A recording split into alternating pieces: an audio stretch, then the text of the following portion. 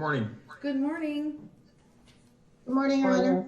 Good morning, Your Honor. Good morning. We're just waiting for the jail to connect, and they're doing that right now. Great. Judge, did the court receive the signed form? Yes, thank you. We just got it.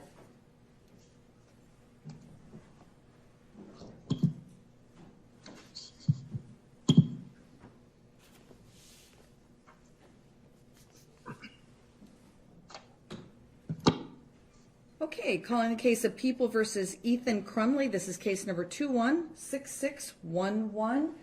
Your appearances, please. Thank you, Judge. Mark Keast on behalf of the people.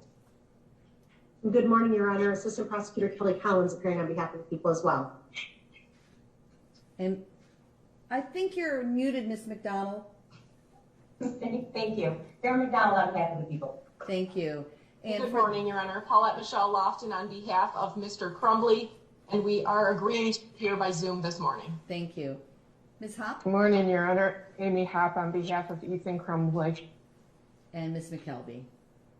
Good morning, Your Honor. Deborah H. McKelvey, court-appointed guardian ad litem for Ethan Crumbley, and I have no objections to proceeding with this matter on Zoom this morning. Thank you. Mr. Crumbley, this is Judge Karniak. Could you please state your name for us? Robert Crumbley. Mr. Crumbley, if at any time you cannot hear or understand myself or any of the parties to the proceeding, will you please let the court know? Yes.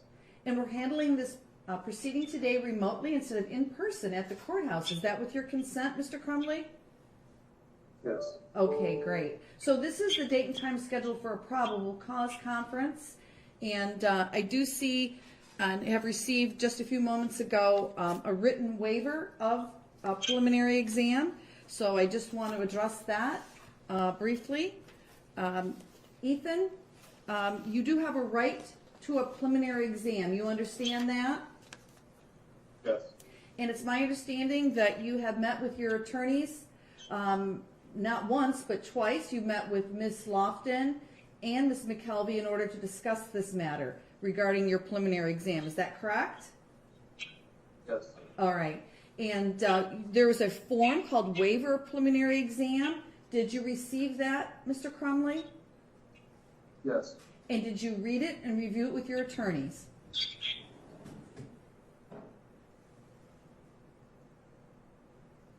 I'm sorry, I didn't hear that. Did you read that form and review it with your attorneys?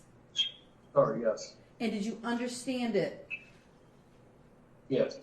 And do you have any questions of the court regarding any of those rights? No. And you signed that document, correct?